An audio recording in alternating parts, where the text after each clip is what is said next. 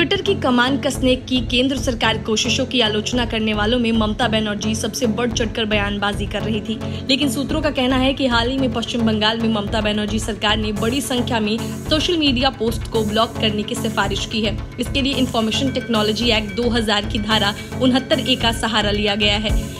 Facebook, Twitter और YouTube पर ऐसे 200 पोस्ट के खिलाफ कार्रवाई करने को कहा गया है। असल में ममता बनर्जी को अपनी सियासत में कोई वैचारिक विरोधी नहीं चाहिए। इसी वजह से टीएमसी के कार्यकर्ता नतीजों के बाद बड़े पैमाने पर बीजेपी कार्यकर्ताओं का उत्पीड़न कर रही हैं। यहाँ तक कि मौलाना अब्बास सिद्दीकी की पार्टी को टीएमसी की तरफ से ममता की सरपरस्ती में आने का आदेश दिया गया है, नहीं तो परिणाम भुगतने की चेतावनी भी दी गई है।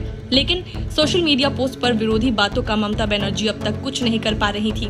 इसीलिए अब उन्होंने आईटी एक्ट का सहारा लेने का मन बनाया है। आईटी अधिनियम की धारा 69A सरकार को उन पोस्ट और अकाउंट्स के खिलाफ कार्रवाई करने की अनुमति देती है जो सार्वजनिक व्यवस्था या भारत की संप्रभुता और अखंडता, भारत की रक्षा, राज्य की सुरक्षा, विदेशी राज्यों के साथ मैत्रीपूर्ण संबंध के हित के लिए खतरा बन सकते हैं। सूत्रों की माने तो तृणमूल कांग्रेस की सरकार ने इन पोस्ट को राज्य में कानून व्यवस्था के खिलाफ बताया है। सूत्रों से ये भी पता चला है कि ये पोस्ट मुख्यमंत्री ममता बनर्जी की आलोचना में लिखे गए थे। साथ ही इनमें राज्य में लगातार हो रही भाजपा कार्यकर्ताओं की हत्याओं पर सरकार को घेरा गया था। सरकार ने दावा किया है कि इनमें से कई पोस्ट ऐसे भी हैं जो सांप्रदायिक रूप से संवेदनशील थे, क्योंकि इनमें हिंदू देवी देवताओं या इस्लाम मजहब को लेकर आपत्तिजनक कंटेंट्स थे। सरकार का कहना है कि इनसे दंगे भड़कने की आशंका थी। बताया गया है कि राज्य सरकार ने केंद्र के पास ये सिफारिश भेजी थी। हालांकि केंद्र सरकार ने इनमें से 2/3 पोस्ट को हाल ही में ब्लॉक किए जाने के लिए आगे बढ़ाया है। ऐसा इसलिए क्योंकि इनमें से 1/3 पोस्ट ऐसे हैं जो विशुद्ध रूप से राजनीतिक आलोचना की श्रेणी में आते हैं। राजनीतिक आलोचनाओं को राज्य की कानून व्यवस्था में अड़ंगा बताकर उन्हें ब्लॉक करने की सिफारिश नहीं की जा सकती है।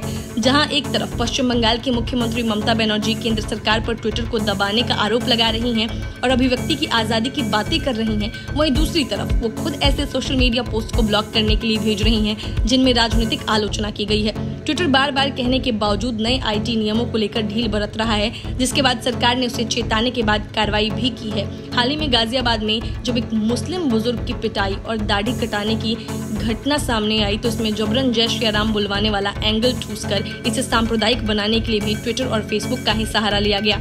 इसके लिए लोनी थाने में ट्विटर के खिलाफ FIR भी दर्ज की गई है। इन सोशल मीडिया प्लेटफॉर्म्स ने इस कंटेंट का फैक्ट चेक करने की कोशिश नहीं की और झूठा नैरेटिव फैलने दिया। Bureau report, news of India.